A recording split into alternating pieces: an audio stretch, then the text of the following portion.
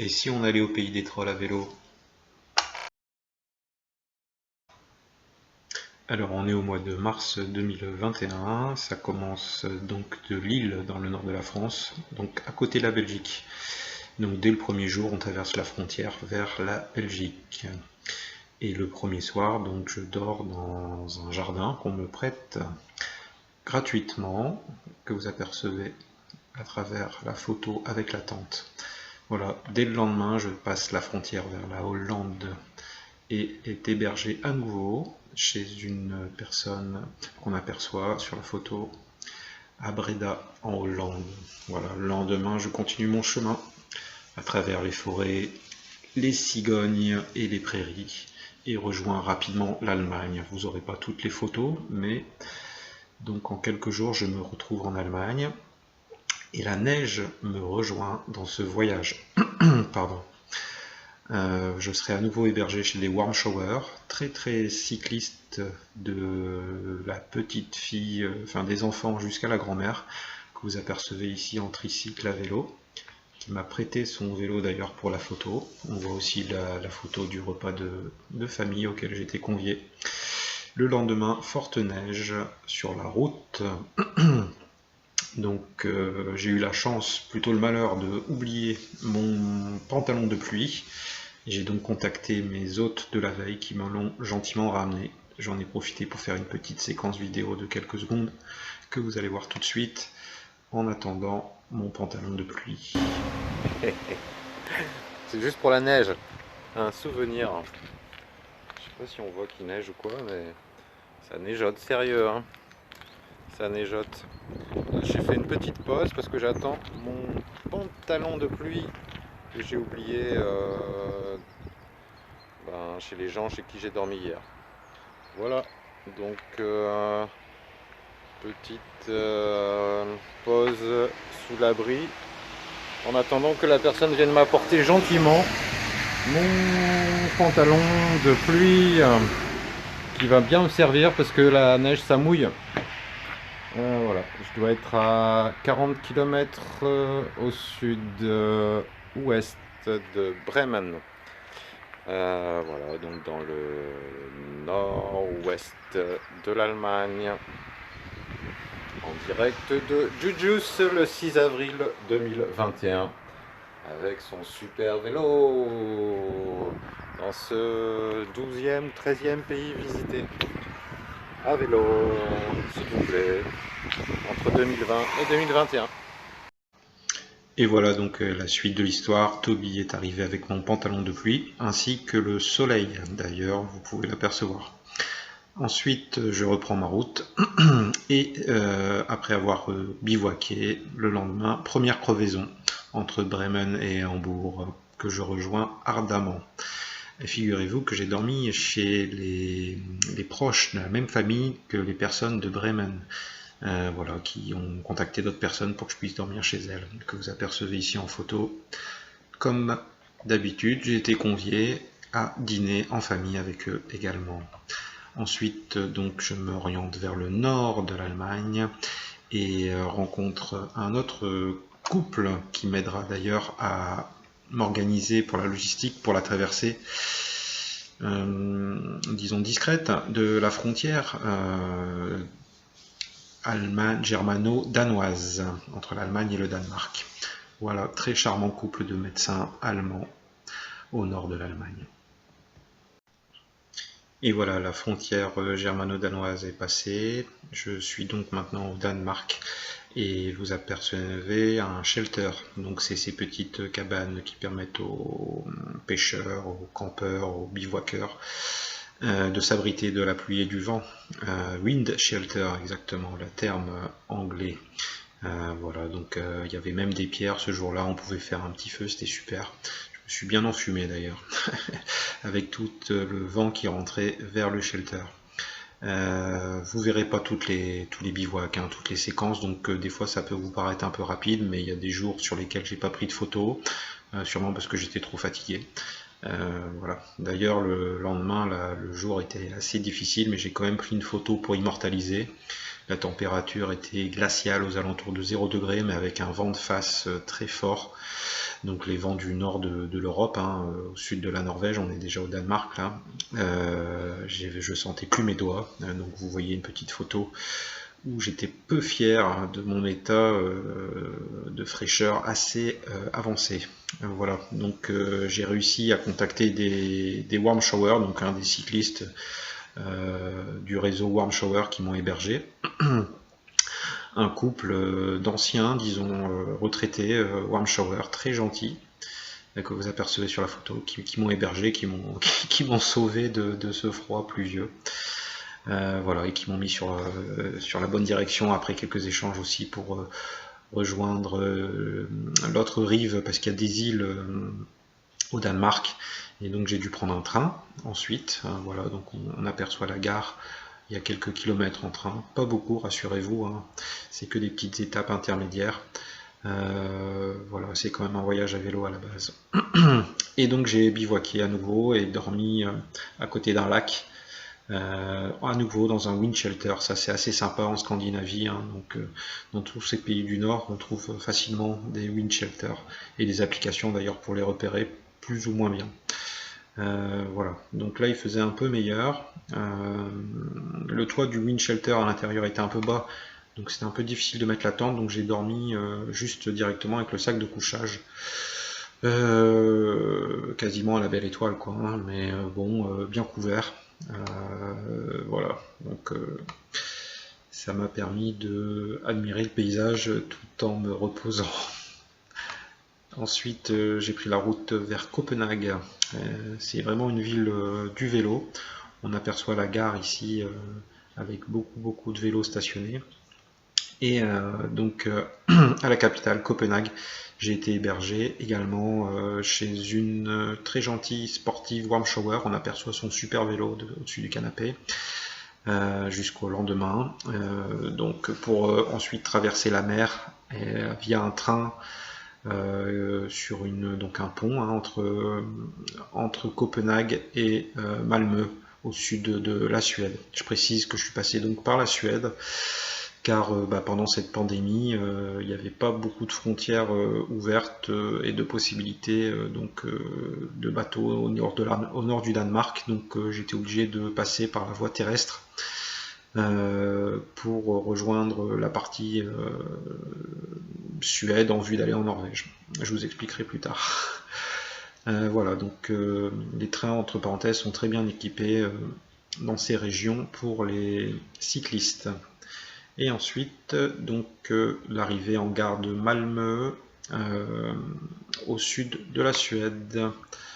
Voilà, donc à ce moment-là, j'ai repris la route. Je vous passe les bivouacs sans photo, évidemment.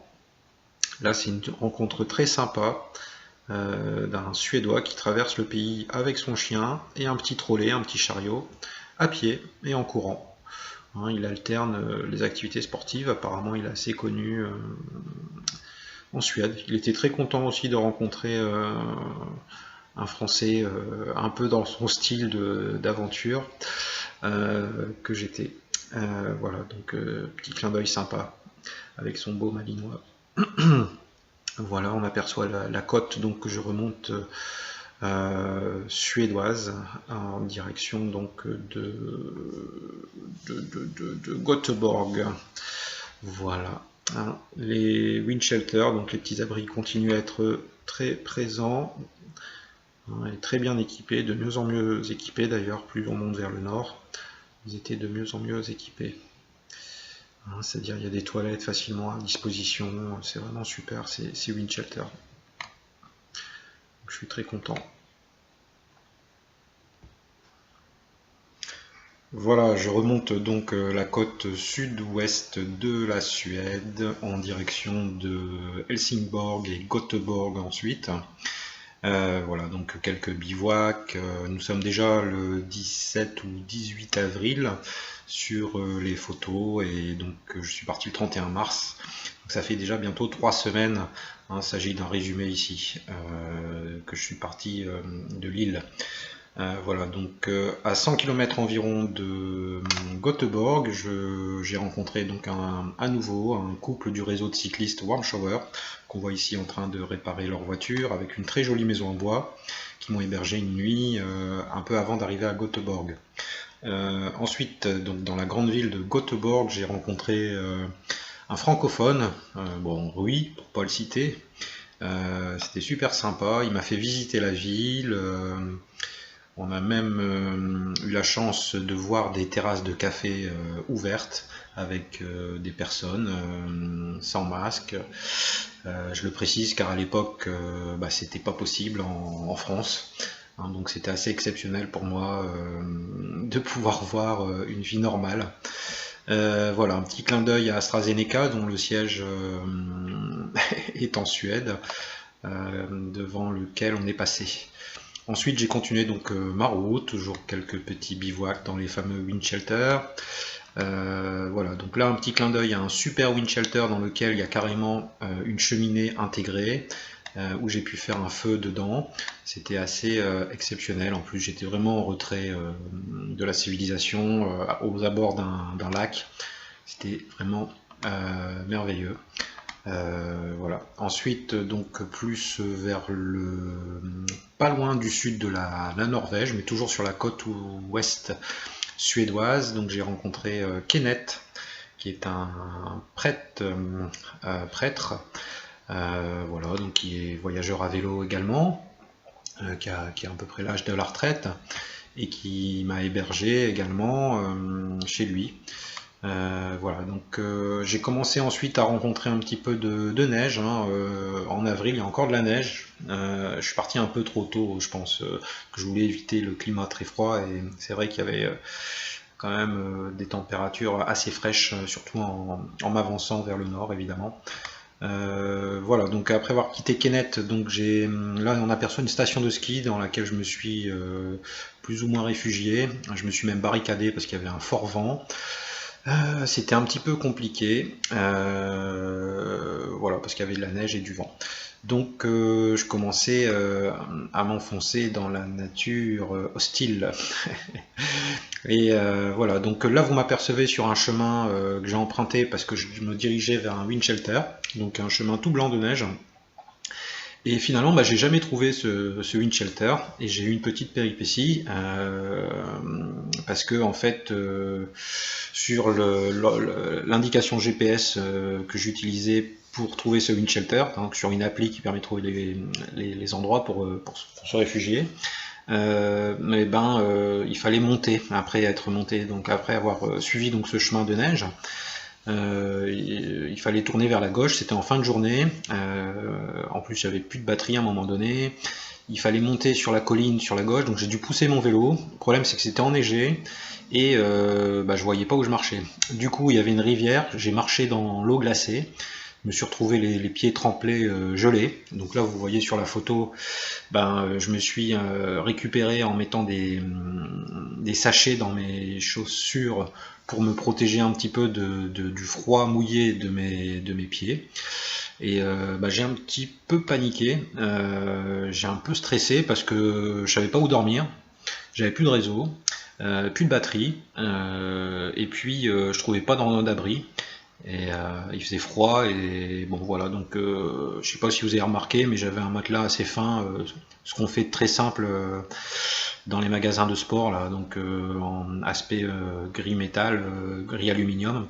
Donc c'était vraiment pas chaud, j'avais besoin de me reposer, et j'ai quand même monté ma tente et utilisé ce matelas un peu pourri, voilà, donc pour me camper à même la neige, avec un matelas qui n'était pas isolant. Et donc j'étais pas très content parce que je m'attendais à un peu plus de confort ce soir-là, et donc j'étais un peu dans la mise. Voilà. Donc le lendemain, j'ai rencontré donc je suis parti, je me suis éloigné de cet endroit, duquel j'ai survécu. Et puis j'ai rencontré un monsieur qui était responsable de la station de ski à proximité qu'on voit c'est un petit 4x4 tout terrain. qui m'a ramené des bûches et qui m'a guidé à un autre wind shelter super où là par contre il y avait le confort, c'est-à-dire on pouvait faire du feu, hein, vous voyez, donc là je suis très content et voilà, donc là j'ai pu récupérer un peu d'énergie. Ensuite, donc j'ai rencontré à nouveau un autre warm shower. Donc là, je m'aventure, hein, je suis pratiquement à la hauteur de Oslo, côté suédois, dans la Suède. Donc, je m'aventure et j'ai rencontré un cycliste aussi, un retraité, voilà, qui m'a fait visiter ici une fabrique de pain traditionnel suédois et qui m'a même accompagné le lendemain en vélo sur mon départ. Voilà. Donc ensuite j'ai rencontré un couple de jeunes Allemands très sympathiques avec lesquels j'ai bivouaqué pendant 2 jours, qui étaient très très chargés.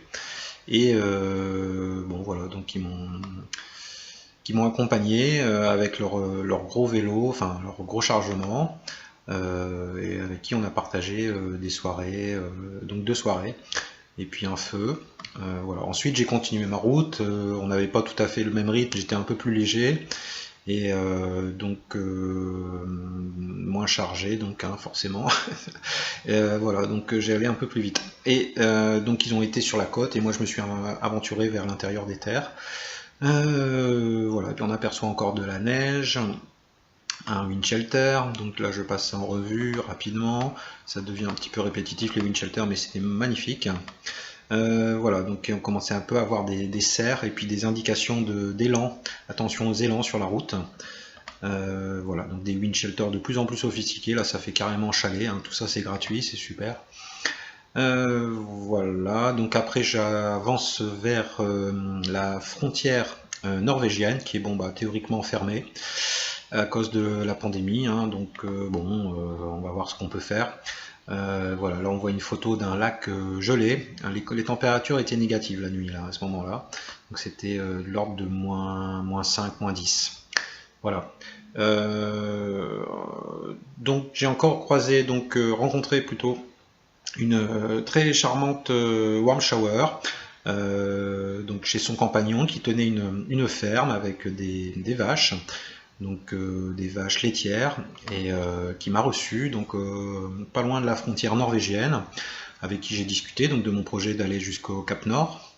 Voilà, et donc ils m'ont un petit peu orienté par rapport aux possibilités de traverser, parce qu'il y a des chaînes de montagnes en fait, hein, le long de la frontière entre la Suède et la Norvège. Donc c'est pas évident à traverser quand on veut y aller à la cool, c'est-à-dire pas forcément par les grands axes, hein, puisque bon, les grands axes étaient plutôt pour les véhicules à moteur, etc.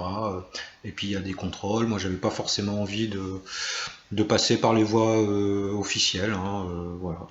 Donc, m'ont bien dépanné en termes d'information. Et donc ensuite, ben, je suis parti en direction de la Norvège et j'ai suivi des rivières en fait, et donc ben, j'ai quand même rencontré des collines où je pensais que ça serait pas enneigé, et j'ai dû pousser mon vélo sur environ 10 km entre la Suède et la Norvège. C'est vraiment, je me suis levé vers 4-5 heures du matin. Bon là il commençait à faire des petites nuits, c'est-à-dire que il y avait la lumière, hein, des 4 heures, des 3h30 du matin. Et bon, donc, mais bon, par contre, la traversée de la frontière était assez délicate, puisque bah, il n'y avait pas une trace de roue, de pas. Mais par contre, j'ai vu des traces, des genres de traces d'un diamètre de environ 30 cm ou 25-30 cm. Alors je sais pas quel mammifère c'était. Est-ce que c'était des gros lynx ou des ours? Je sais pas. Je m'y suis pas trop attardé. J'ai pris une photo de moi qu'on voit là avec la neige derrière moi. Donc ça c'est la frontière forestière montagneuse. Mais j'ai pas pris le temps bah, parce que je pense que c'est un peu dommage de perdre du temps avec des choses comme ça pourrait être un risque de faire des photos des grosses traces de mammifères. Mais bon bah je les ai en mémoire. Voilà, donc là on aperçoit un wind shelter côté norvégien. Donc je suis arrivé en Norvège, hein, sans forcément déclarer quoi que ce soit à qui que ce soit. Et voilà, donc là je commence ma route vers la Norvège, mon premier donc bivouac. Et là on aperçoit une ferme avec des cerfs, voilà, donc et puis des premiers paysages assez magnifiques, hein, ça change un peu des forêts suédoises. Là c'est plutôt des lacs de soie, je dirais, avec les éclairages qui sont assez spécifiques à cette hauteur du globe, hein, avec vraiment c'est magnifique l'eau. Voilà, donc je continue mon voyage vers la Norvège et je m'oriente vers la côte en direction de Namsos. Namsos, pardon. Ça sonnait un peu grec là sur le coup. Donc on est maintenant à un peu plus à la louche de 300 km au nord de Oslo, sur la côte ouest norvégienne, hein, donc pas en direction de la Norvège, mais en direction du nord de la Norvège. Et voilà, donc on aperçoit les premiers bras de mer avec des profondeurs exceptionnelles allant jusqu'à plus d'1 kilomètre de profondeur, ce qu'on appelle les fjords, hein, qui étaient des glaciers il y a très longtemps. Voilà, donc c'est magnifique, hein, avec les éclairages, l'orientation du soleil à ce niveau du globe. Voilà, donc j'ai croisé mes premiers élans donc en Norvège. C'est la première fois que je voyais des élans. Donc les élans c'est vraiment très impressionnant, hein. C'est beaucoup plus haut, ça doit faire 1,5 fois en hauteur un cheval. Et ça a des sabots un peu comme les chameaux, ça fait trois traces de sabots au sol. C'est des très grandes pattes. Et bon voilà, donc c'est une viande qui est consommée aussi en Suède et en Norvège. Voilà, donc ensuite, qui dit fjord dit mer dit bateau, donc il y a les premiers ferries, hein, même des fois que pour 1 kilomètre, j'ai pris beaucoup de ferries. C'est très haché par la mer, la côte norvégienne. Donc voilà, j'ai pris le ferry. Et donc le ferry était gratuit pour les cyclistes, donc ça c'est super cool parce que le niveau de vie en Norvège est le plus élevé d'Europe, hein, peut-être même plus que d'Europe. Voilà. Donc ensuite là on aperçoit les premiers wind shelters norvégiens. Et donc je continue ma route, hein. Vous voyez qu'il y a beaucoup moins de neige, hein, puisqu'on est passé tout à l'heure dans les montagnes, hein. C'est pour ça qu'il y avait des paysages différents et plutôt blancs et enneigés au départ entre la Suède et la Norvège, alors que maintenant c'est plus vert, mais encore bien frais et venteux. Voilà, donc les paysages norvégiens, les ferries et aussi donc les nuits qui commencent à rallonger, hein, et des éclairages la nuit assez impressionnants entre le mélange de soleil et de nuit. Désolé, j'ai pas tous les termes techniques, hein, ça doit avoir un nom ce genre de paysage assez magnifique. Mais bon, le plus important c'est de le visualiser. Voilà, donc les architectures norvégiennes, rouges traditionnelles, un peu comme en Suède d'ailleurs. Hein, donc beaucoup de ferries sur cette côte norvégienne et beaucoup de dénivelé, hein. Il n'y a quasiment pas de plat, hein. C'est vraiment une montagne tout le temps, la Norvège, donc c'est assez sportif, croyez-moi, par rapport à tout ce que j'ai pu faire auparavant. C'est vraiment très avancé en termes de cyclisme. Donc il faut y aller tranquille, quoi. Surtout quand on a un vélo d'une quarantaine de kilos chargé. Mais ça reste super satisfaisant globalement. Voilà, donc on peut trouver des sites de bivouac super jolis et super tranquilles. C'est très peu peuplé. Ici aux abords encore d'un fjord, dans un tout petit wind shelter où j'ai eu un peu du mal à m'allonger, mais bon, je me suis débrouillé. Voilà, donc à côté d'un pont. C'était un peu difficile d'accès d'ailleurs, ce wind shelter. C'était plutôt pour les piétons, donc des fois je m'aventure avec mon gros vélo, mais bon, on finit par y arriver. Voilà, là j'ai pris un bateau, donc un ferry pour rejoindre l'autre rive, et on aperçoit le symbole que j'ai entouré ici du 66e parallèle. Donc on arrive 66e parallèle. Donc le 66e parallèle du cercle polaire arctique, à environ 60 km du pôle Nord, 61 je crois. Voilà, donc faut s'attendre à un climat quand même plutôt frais, évidemment, même si on est aux alentours du 15 avril. Les températures sont encore bien basses, bien que printanières. Voilà, mais les paysages nous laissent relativiser, me laissent relativiser la fraîcheur et m'aident à savourer le bonheur d'être ici. Voilà, donc la cuisine est dans l'attente. Les pâtes chaudes font un bien fou en fin de journée. Voilà, je précise que je mange ni le matin ni le midi, mais une fois par jour que je pratique le jeûne intermittent. Ça m'aide personnellement, même si c'est pas pour tout le monde comme régime de manger qu'une fois par jour. Moi, ça me permet d'être disponible en termes d'énergie pour mes efforts la journée. Et je mange comme 3 évidemment le soir, quoi. Ça m'arrive aussi de grignoter l'après-midi, mais j'arrête de pédaler assez tôt quand même. Voilà, donc j'ai eu quelques petits soucis mécaniques, j'ai dû remplacer une jante. Là, je suis à Bodo, en face des îles Lofoten, donc j'ai bien avancé vers le nord de la Norvège. Et donc j'ai acheté une roue arrière que j'ai dû remonter. Et ensuite, je suis parti vers les îles Lofoten, les merveilleuses îles Lofoten, pour continuer vers le nord en passant par les îles Lofoten. Voilà, donc encore un ferry qui était un peu plus long cette fois-ci, parce que c'est un peu plus distant, donc les îles à l'ouest. Mais magnifique voyage, petite croisière de 3 heures pour rejoindre les îles au nord-ouest de la Norvège. Voilà, donc les îles Lofoten, là, il n'y avait quasiment plus de nuit, donc c'est assez pratique parce qu'on peut faire du vélo à n'importe quelle heure, il fait jour, donc il n'y a pas besoin d'éclairage.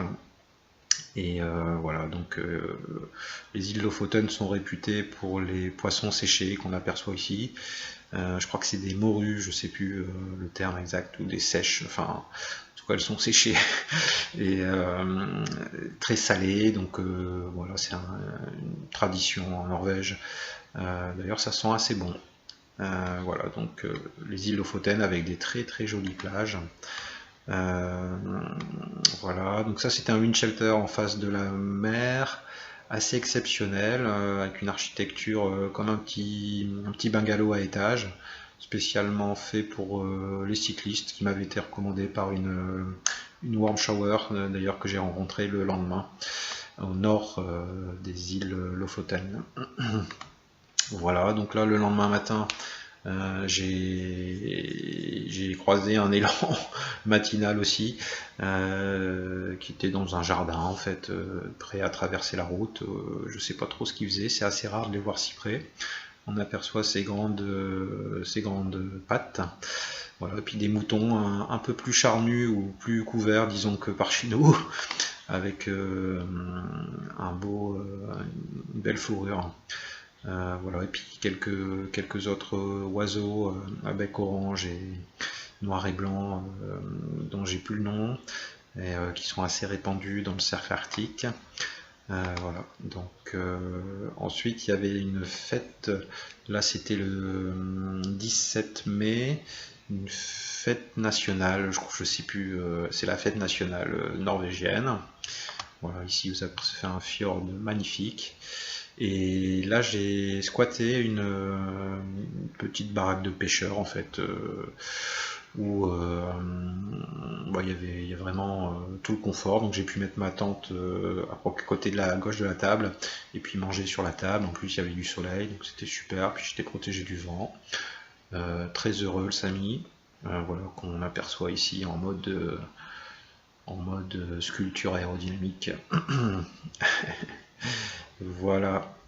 Ici, vous apercevez donc dans ce pays qui est la Norvège, pays pétrolier, hein, n'est-ce pas, des toilettes publiques avec vue sur mer et donc vitres teintées. Hein, donc c'est assez pratique, vous pouvez faire vos besoins.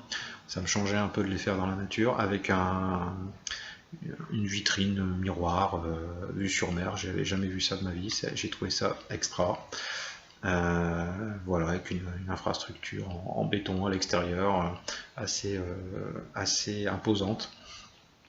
Voilà, donc là on est sur les îles Lofoten, donc j'ai été hébergé donc aussi par une Warm Shower qui avait un vélo en bambou, qui travaillait dans l'aérospatial. Il y a des bases spatiales, enfin d'exploration spatiale, très gentil, d'origine allemande, qui avait un vélo en bambou. Voilà, donc très sympa.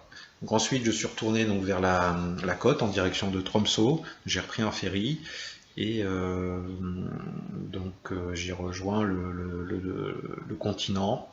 Et donc je suis allé vers Tromsø.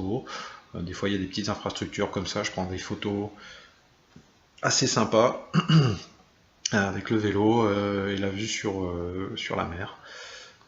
Voilà, là c'est un petit panneau sur lequel on peut sonner pour avant un tunnel, parce qu'il y a beaucoup de tunnels, beaucoup de montagnes, donc hein, et beaucoup de tunnels, ils s'embêtent pas, hein, les Norvégiens ils creusent, font des tunnels, donc pour prévenir qu'on est en vélo, qu'on va rentrer dans le tunnel, pour que les voitures, les véhicules en face puissent être signalés par un voyant, un éclairage.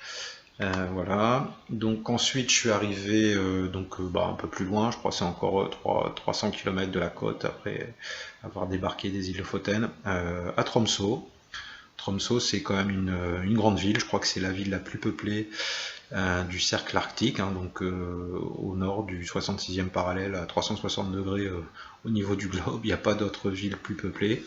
C'est un peu la capitale du cercle arctique, Tromsø. Voilà, c'est de là que partaient les expéditions vers le pôle Nord, que partent toujours d'ailleurs. Voilà, j'ai re-rencontré Maria, qui était la Suédoise, qui m'avait hébergé donc en Suède avec son compagnon fermier, qui travaille à l'hôpital en Norvège. Hein, donc il y a beaucoup de Suédois qui travaillent en Norvège parce que le coût de la vie est différent, enfin X raisons économiques. Et il se trouve qu'elle était en Norvège quand j'ai rejoint la Norvège, Tromsø. Donc voilà, je l'ai revu, j'étais très content. Voilà, ici on aperçoit l'église arctique de Tromsø et le port de Tromsø et un sauna public, donc on peut se mettre au chaud à droite dans le sauna et puis faire un petit plongeon après dans l'eau glacée. J'ai pas essayé, hein, mais bon, c'est assez pratiqué ici. Voilà, donc ça c'est des souvenirs de Tromsø, des statues des premiers, de grands explorateurs, je sais pas s'ils étaient les premiers. Ça c'est un Belge que j'ai rencontré en continuant ma route entre Tromsø et en direction du Cap Nord, hein, qui approche, hein, il doit être à 400-500 km encore, hein, donc là on est dans la Laponie, le pays du Père Noël. Voilà, donc ça c'est un plateau montagneux où il y a les Samis, les éleveurs donc c'est comme mon prénom mais c'est pas le même, il y a un i à la fin là. C'est les vrais indigènes de cette terre, hein, les Samis, les éleveurs de cerfs, voilà, donc qui habitent, hein, sur ces plateaux montagneux. Là on m'aperçoit dans un wind shelter où il faisait un peu froid, donc je me suis bien réfugié dedans, et j'y ai mis ma tente et j'ai fait un feu aussi. Voilà, on voit de plus en plus de cerfs, hein, dans cette région des Samis. Et là sur ce plateau enneigé, donc j'étais pas très bien organisé en termes de logistique, et je me suis retrouvé en pleine altitude dans une sorte de petite tempête de neige, et voilà, il y avait des maisons, des sortes de squats abandonnés, qui étaient je crois des maisons de Samis, hein, d'éleveurs de cerfs, qui étaient donc abandonnées. Donc j'ai ouvert une porte et je me suis squatté dedans, dans un, parce qu'il n'y avait rien à 10 km et j'avais fait plus de 100 km ce jour-là. J'étais crevé, il y avait beaucoup de neige, il faisait froid. Bon voilà, je suis à, je sais plus, 200-300 km, qui est marqué sur le panneau du Cap Nord. Et donc j'avance vers ce fameux Cap Nord. Voilà, donc toujours des cerfs et puis de plus en plus de neige parce que là on retourne vers l'intérieur des terres, hein, vers le nord-est de la Norvège, hein, donc on s'éloigne et ça monte, ça monte, ça monte. Voilà, donc les images. Bon, je vous passe les bivouacs. J'ai fait un camping aussi, j'en ai fait deux sur tout ce voyage là, quand on est le 26 mai. Donc on est presque à 2 mois, hein, depuis le départ de l'île. Voilà, donc la route vers le Cap Nord. Et donc ici le fameux tunnel. Il y a un tunnel assez exceptionnel qui passe sous la mer. Alors je sais plus s'il fait 6 ou 10 km, mais je l'ai pris très tôt le matin pour éviter les camions, parce que c'est un petit peu mortel ce genre de tunnel avec les camions en Norvège, surtout quand ils sont très longs. Et celui-là, il a la particularité d'être très pentu, donc une grande descente au début et une grande montée à la fin, avec une pente à 9%, donc c'est assez important pour un cycliste sur une telle distance. Voilà, là on aperçoit une habitation traditionnelle de Sami et d'éleveurs de cerfs, hein, pas de, donc je précise. Et voilà, donc on approche du fameux Cap Nord. Donc bon, le Cap Nord, quoi, après 5000 km à peu près, et puis 2 mois de périple. Il faut savoir que ce qui m'est arrivé ce jour-là, c'est qu'il y avait des tempêtes de vent. Donc le vent était très très très fort, et en réalité il est toujours extrêmement fort. Alors je sais plus si c'était 80 km/h ou quelque chose comme ça, mais là on est au nord du nord de l'Europe, hein, donc le point le plus septentrional, et évidemment on est, il y a les mers, les mers qui sont du pôle Nord, et les vents, il n'y a plus de barrière continentale en fait, hein, directement jusqu'au pôle Nord, et donc les vents sont extrêmement forts dans cette partie de l'Europe évidemment. Et j'ai eu une journée où il restait 25 km le dernier jour, donc après ce fameux tunnel. Et c'était une journée horrible parce qu'en fait j'arrivais plus à avancer, quoi, avec mon vélo, quasiment plus à tenir dessus à quelques kilomètres du but.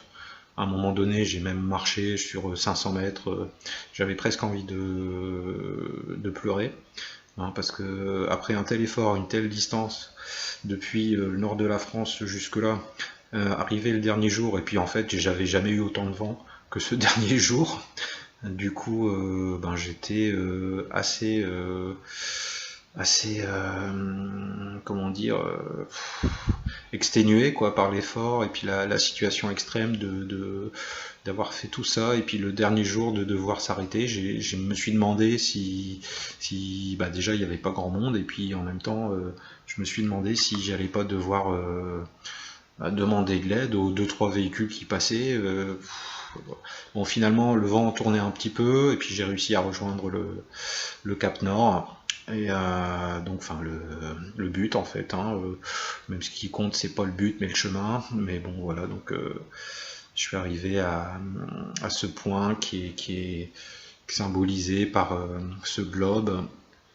Et voilà, donc j'ai fait quelques petites photos et une petite vidéo sur laquelle on entendra quelques mots, mais à cause du vent on comprendra pas grand chose, mais que je vais vous montrer quand même. Voilà, donc je suis arrivé au pays des trolls. Session vidéo, ça souffle puissant.